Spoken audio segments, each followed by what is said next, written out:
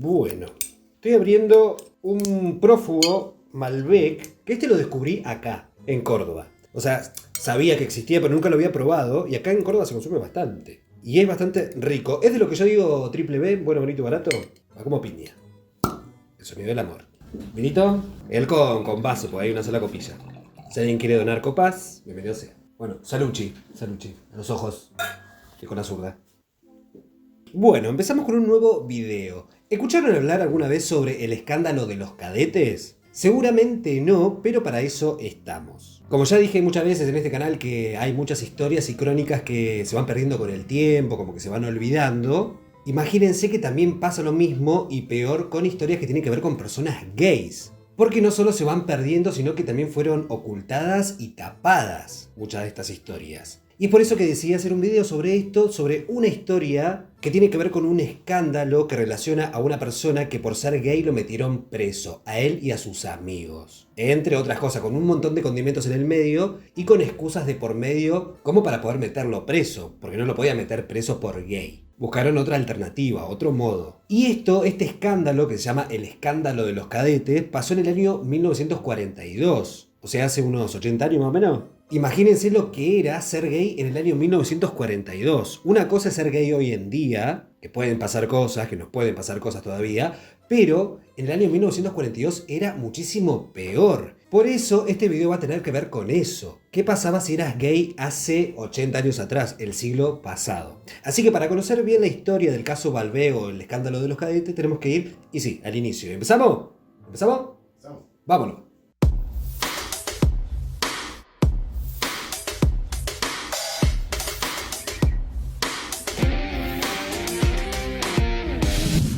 Bueno, para empezar podría hablar del inicio de la homosexualidad, pero eso sería como hablar del inicio de la humanidad, básicamente, del ser humano. Si bien la homosexualidad en el mundo con el paso del tiempo fue considerada de diferentes maneras según las culturas, según la época, pero lo que vamos a ver en este video es en Argentina, cómo era ser gay. Sobre todo en el siglo pasado, que no es como es hoy en día. Por ejemplo, incluso hace poco estaba hablando con gente de si conocíamos algún familiar. ¿Vos conocés a un familiar tuyo que haya sido abiertamente gay? Solo después de que se murió su papá. Falleció el papá y recién ahí él pudo decir abiertamente que era gay, la familia lo aceptó y todo bien, pero Él ya era una persona grande.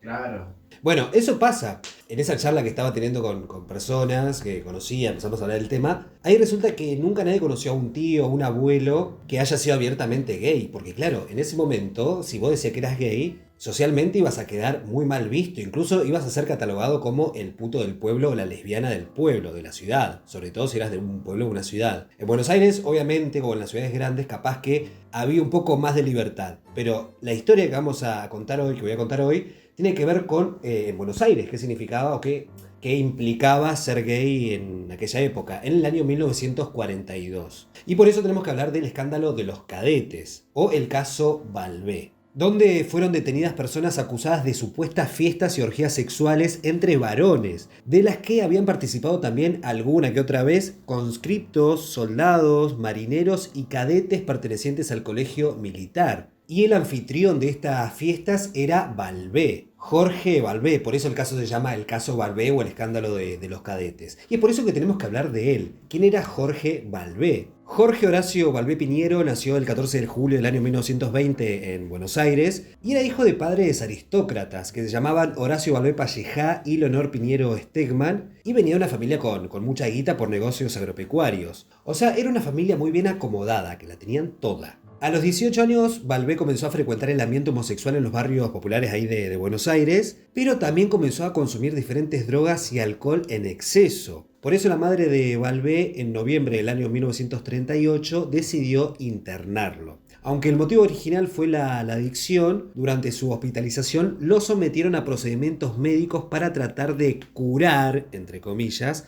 su homosexualidad, que incluían aplicar testosterona inyectable en los testículos. Un montón. Y eso era bastante frecuente en aquellas épocas, que te quieran curar la enfermedad. Porque en ese caso también era considerada una enfermedad. La Organización Mundial de la Salud en el año recién 1990 la sacó de la lista de las enfermedades mentales, que vos sabías que era considerada como una enfermedad mental curable. Sí. Que por eso hacían todas esas prácticas de inyectar Bueno, cosas. de hecho todavía hay mucha resistencia de ciertos grupos, más que nada religiosos, que... Sigue pasando hasta el día de hoy. Sí, Están los que son las terapias de conversión. exacto. Seguimos. En diciembre del año 1938, Jorge fue trasladado a la Colonia Nacional de Alineados de Open Door, llamada así por el sistema de puertas abiertas, que se oponía al modelo carcelario de asilos mentales, o sea que podían salir. Y ahí estuvo unos meses él, saliendo en el año 1939. Pero ahí de toque fue ingresado por su madre a otro sanatorio, donde estuvo otros 6 meses,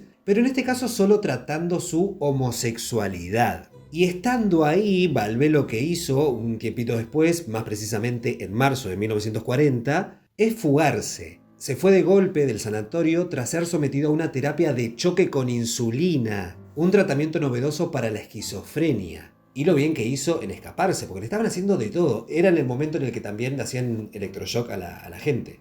Porque Sí. estamos, incluso se hacía hasta los 80, los 90, creo eso, si no me equivoco. Era una etapa en la que la psicología estaba muy biologicista. Entonces trataban de como medio que, o sea, curarlo con medios médicos, con inyectarle cosas. Exactamente, biológico. Un montón. Y bueno, ya para principios del año 1941, Jorge, ya con 21 años, después de haberse escapado, se fue a vivir con sus abuelos maternos a la avenida Santa Fe, ahí en Palermo, en Buenos Aires, donde inició, así como dijo él, escuchen, una nueva vida de placer y libertad, en la que mi única preocupación sería para mi placer personal y mi único propósito de procurarlo. O sea, como que quería vivir la vida plena, básicamente. Y como parte de esta nueva vida, Jorge se mudó por completo a un departamento ahí en Recoleta.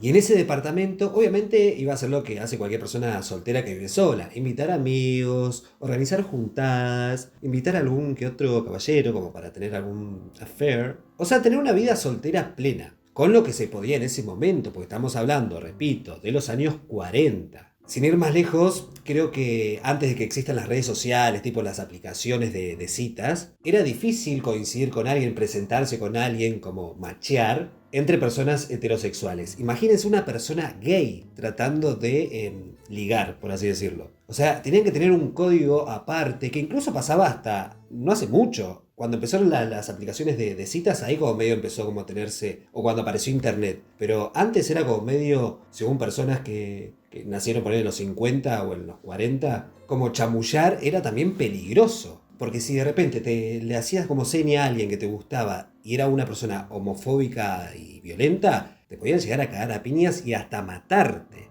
Es un montón. Pero bueno, seguimos. Y bueno, ahí en ese departamento fue donde tomó forma su proyecto de fotografía. Su abuela le había regalado una cámara y ahí empezó a sacar muchas fotos de manera amateur. Pero no eran fotos comunes de paisajes y cosas así. Era un poco más atrevido para la época. Las fotos de Jorge eran una colección de retratos eróticos en blanco y negro de modelos masculinos. Entre ellos había boxeadores, futbolistas, choferes y sobre todo algunos de los cadetes del colegio militar. Algunas de esas fotos eran desnudos y otras semidesnudos, y todas ellas tenían anotado en el dorso de puño y letra de Valvé los detalles sobre el modelo, o sea, el hombre, cómo se conocieron y una fecha. Y eso era como medio para él, no era algo como para propagar y otra cosa, no era sin el consentimiento de estos tipos. O sea que estaba todo bien. Pero no va a ser todo color de rosa, como que la estaba pasando bien una vida de soltero, porque se viene la parte turbia. Bueno, resulta que Valvé fue descubierto.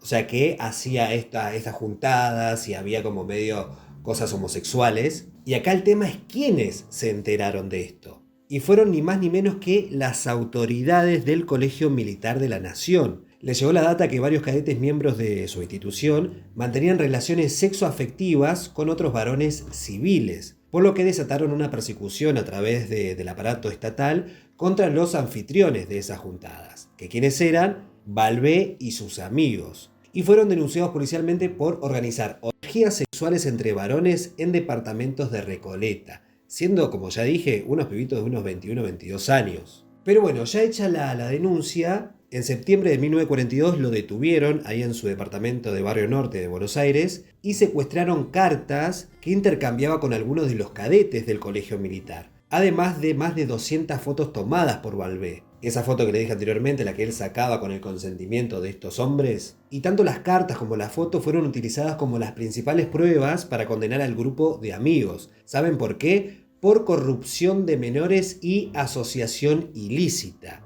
Pero eso no era tan así. El verdadero delito que querían juzgar no estaba en el Código Penal, y ese era el problema. Porque lo que había pasado era que Balbé había seducido a cadetes del Ejército Nacional, con todo lo que eso implicaba. Realmente lo que estaban haciendo era castigar estas reuniones por tener prácticas homosexuales, o sea que ese era el verdadero objetivo. Y la única herramienta que tenían para castigarlo era eso, como nombrarlo como asociación ilícita y corrupción de menores, cuando en realidad eran todos mayores y de la misma edad, 20 monedas. Entonces por los cargos le dieron 12 años de cárcel, recuperando su libertad en el año 1954. O sea que estuvo más de una década preso recibiendo torturas ahí adentro de la cárcel. Y esas fueron las consecuencias de esas juntadas que hacían de jóvenes. Y no fue el único, porque sus amigos también fueron implicados, lo que provocó también en ese grupo grande de amigos diferentes exilios. También las víctimas fueron los cadetes que le dieron las bajas. Y también hubo un suicidio por parte de un amigo de Balbé, de apellido Dugan.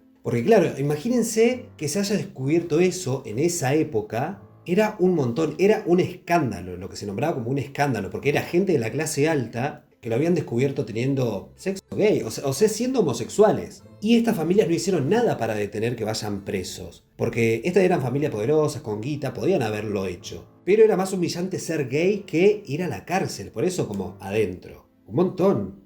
Y así fue que después salió Balbé, y si se preguntan qué pasó con las fotos, pueden creer que todavía está en un expediente que no se puede abrir, porque está por orden judicial todavía. O sea que es algo que está cerrado. Hay un escritor llamado Gonzalo de María que publicó un libro llamado Cacería, después de hacer una investigación bastante zarpada de los expedientes judiciales de esto. Y ahí lo que de María desmiente es que en el departamento de Balbé se hayan celebrado fiestas masivas de sexo grupal, así como repite la leyenda y el mito urbano. Entre otras razones porque las dimensiones y las instalaciones del lugar no lo permitían. Lo que hubo más bien fueron reuniones o más o menos improvisadas con baile entre varios muchachos, tragos y algún que otro placer carnal. O sea, como que ni siquiera había como el espacio para poder hacerlo eso por lo que lo habían acusado. Y ahí te das cuenta que en realidad lo que fue una persecución homosexual, porque fue el motivo por el cual los metieron presos. Y así fue que esta noticia se fue como medio olvidando en el tiempo, quedó como ahí el escándalo en esa época, y hoy en día como que me costó incluso encontrar información en cuanto a esta historia, al caso Balbé. Porque no solo provocó que él esté preso 12 años, sino que se suicide un amigo, mucha gente se vaya del país, y otros que directamente se quedaron sin laburo y su familia los terminaron expulsando. Un montón. Y acá hay un datito importante en cuanto a la historia de Balbé. Hay una canción que no sé si conoces de Rafaela Carrá, esa que dice Pedro, Pedro, Pedro. Pedro, Pedro, Pedro, Pedro, Pedro, el mejor de toda Santa Fe. Bueno, hay una teoría que dice que en realidad Pedro fue el primer amante de Balbé, que Rafaela sabía esta historia, porque en una parte de la canción dice como, a ver cómo dice la letra, Pedro, el mejor de toda Santa Fe. Y ahí ustedes me dirán, pero Lea, le está hablando de Santa Fe la provincia, porque está hablando de que vino de turista a Santa Fe y ahí conoció a un Pedro, que la invitó a conocer la ciudad y no sé qué. Pero ahí lo raro es que no está filmado en Santa Fe el videoclip, está filmado en Caminito, en Buenos Aires. Y da la casualidad que la avenida Santa Fe era donde Balbé iba a buscar a sus pretendientes, a sus chongos. Y el primero de Balbé se llamaba Pedro, el primer novio que tuvo, el primer affair que tuvo. ¿Affairs? ¿Qué significa affair? Pues yo lo digo un montón. Aventura. ¿Por qué digo affair? No sé dónde lo saqué. Y se dice como que Rafaela Carrá lo que hace es como medio homenajear a Balbé porque lo conocía o conocía su historia. Y medio en referencia, siendo un icono gay, como que sacó esta canción en honor a él o a esa historia. ¿Ustedes qué opinan? ¿Qué dicen? ¿Creen que esta canción hace referencia a esto? Tranquilamente podría ser. Pero bueno, más allá de ese detallito, como ya dije anteriormente, era muy difícil decir que eras gay en aquella época. Y había gente que lo hacía medio con códigos o con estrategias como para decirlo sin decirlo. Porque si vos decías, por ejemplo, en los años 80 que eras gay, medio que te podían cancelar directamente. Pero que tengo un poquito de vino de garganta seca ya. ¿Vos cómo estás, Vino? ¿Bien?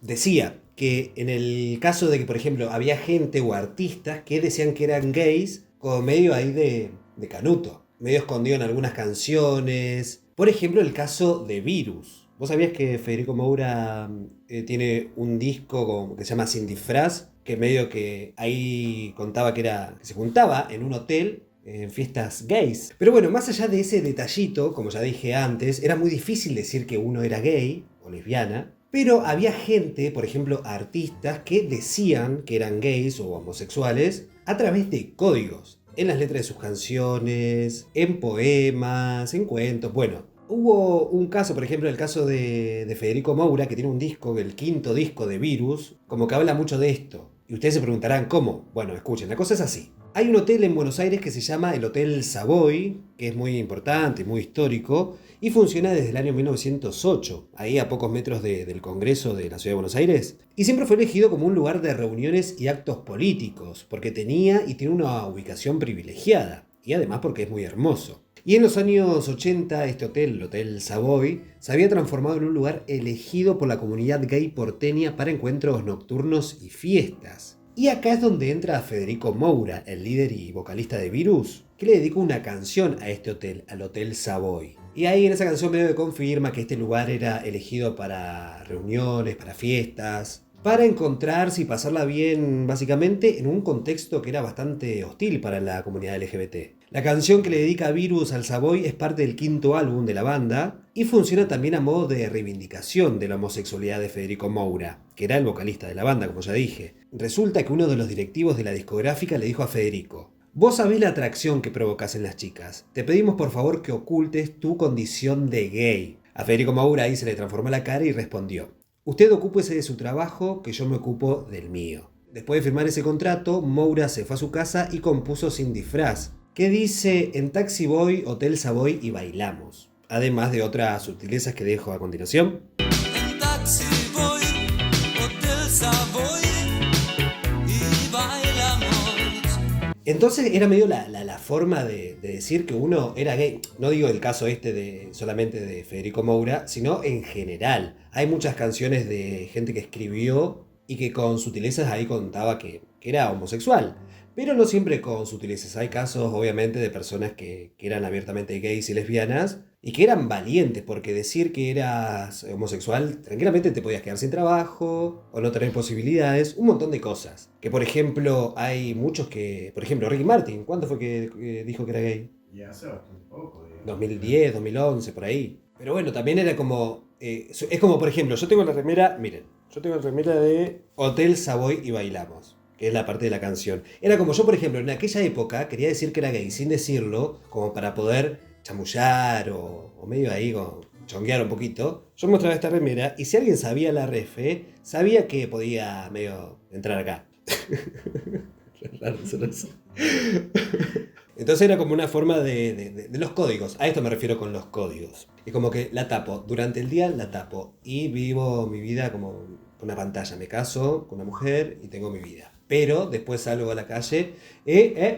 Eso es medio lo que pasaba. Creo que hasta hoy sigue pasando. Pero digo, como que en ese momento era bastante común que las personas homosexuales, que sabían que eran homosexuales, se tapen, se oculten. Y tengan que fingir una vida que no querían, que no elegían, que estaban impuestas. Pero bueno, así fue más o menos la historia del caso Balbé o el escándalo de los cadetes, que en su momento fue muy importante y con el tiempo se fue perdiendo. Que está bueno traerlo al canal. ¿Vos conocías este caso? No. ¿El nombre Balbé tampoco? Pero bueno, así terminamos con este video. Recuerden que si tienen alguna otra historia, alguna leyenda, cualquier cosa en la que quieren que hable, díganme en los comentarios si lo hago. Acuérdense de compartir, de comentar, de suscribirse, de unirse, de escucharme en Spotify también, que tengo todos estos videos subidos en versión podcast en Spotify. Y creo que con eso ya estamos. ¿Estamos? Vamos. Bueno, espero que les haya gustado y nos vemos en el próximo video. ¡Uhú!